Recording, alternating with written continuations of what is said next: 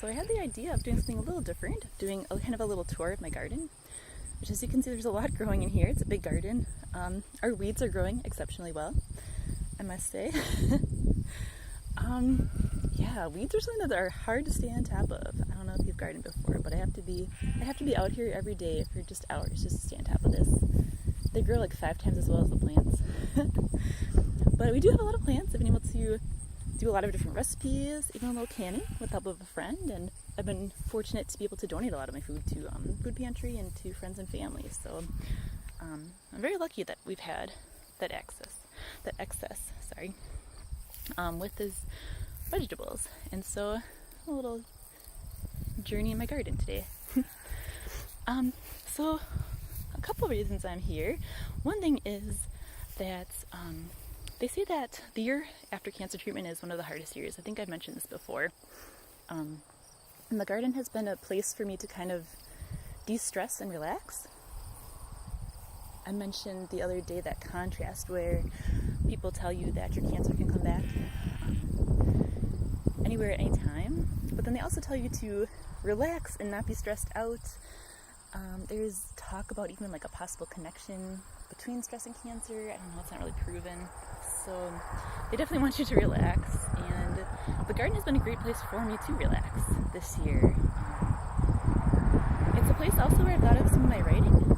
So like through high school and college, I used to be a housekeeper, and while I did the physical tasks of housekeeping, I would use my brain to think of things I wanted to write about. And so gardening is sort of like that too. It's like you're physically moving, you're physically picking the vegetables and weeding. I swear I do weed, I promise. There's just so many. But while you're doing that, then I could also let my mind think about my writing, which is awesome.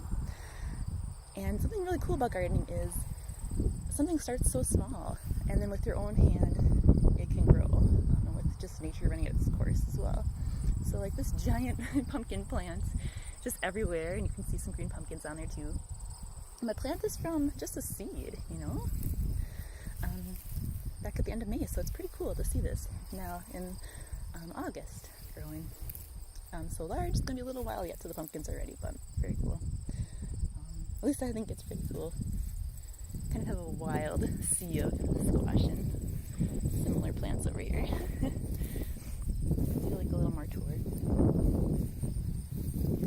So something that I wanted to say that's important this week is that it's 1 year anniversary of me being in remission. Yay!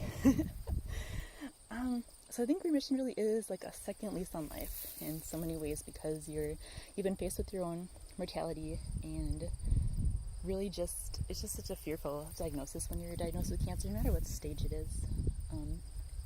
And then treatment is such an arduous journey. But then when you get this new lease on life, there's sort of like a lot of pressure. Now you want to do everything, right? It's like everything that you ever wanted to do. Kind of like now you feel the pressure to do that. You feel the pressure to be the best you, right? Because you have this second lease and you don't want to waste this life now, right? So that's a little bit stressful, but I think I'm just trying to take it one day at a time and do what I can. We have this sort of invasive tomato plant that just like kind of appeared in the middle of this aisle here. But we'll take it. Looks like cherry, so that'd be delicious. Yeah, the plants get a little wild this time of the year. It's kind of crazy over here, but it's okay.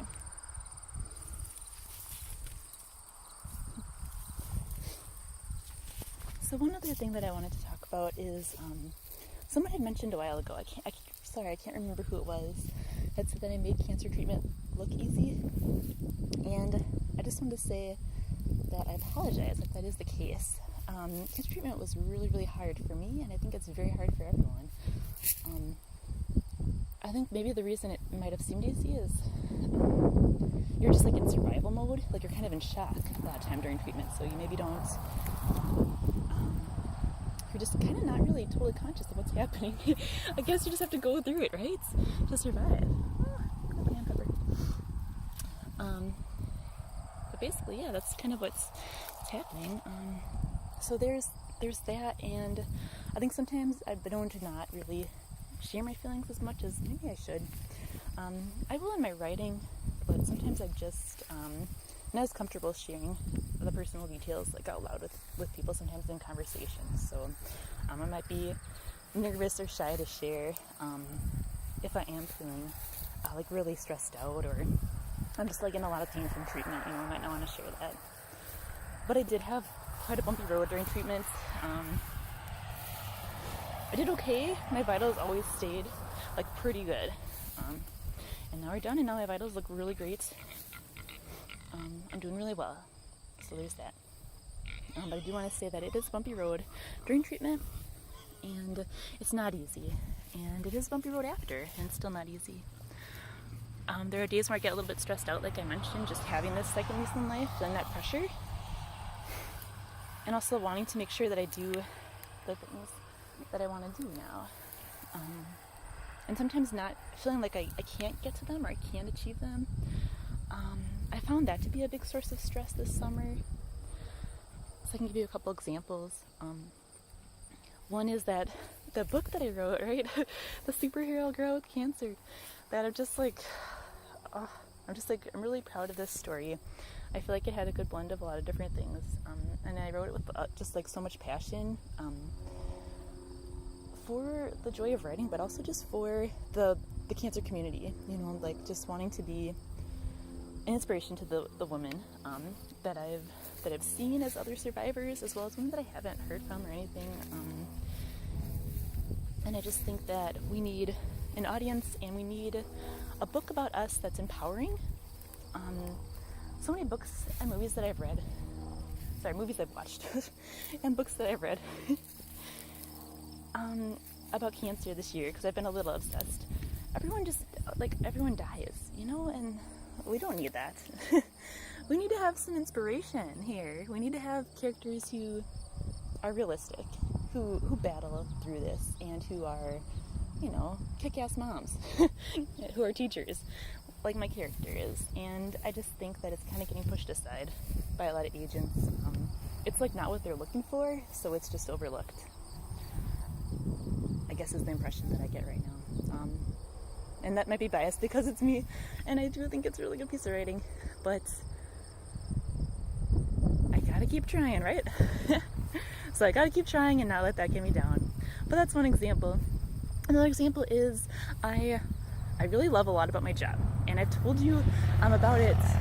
The other week I had a video where I talked about like a lot of the great things about my job, and just like the flexibility, just the personalization, just getting to really work one-on-one with students is awesome.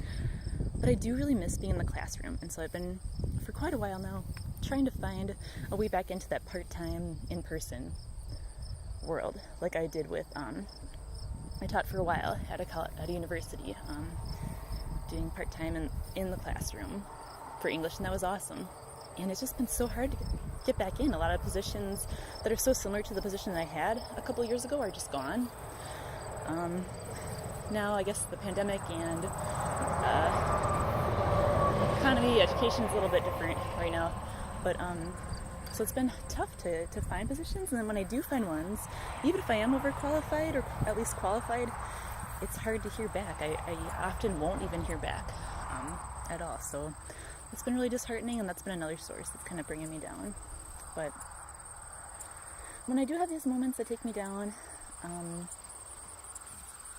I just have been lately just like pausing and taking time to breathe and just kind of remember, like, maybe, you're not the only one in charge here, Sarah. Like, maybe there's a reason why this is happening.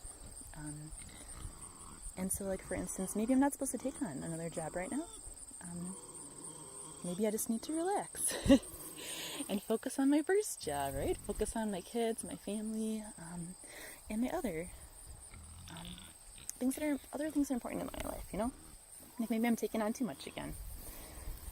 And with the writing, maybe it's too much of my own emotion and passion in there right now. Maybe I need to, scale it back a little bit. Maybe it does need some more time. Maybe I kind of rushed into it. So there's a lot to think about, and just,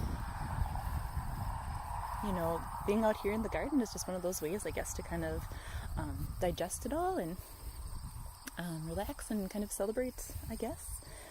celebrate being cancer free.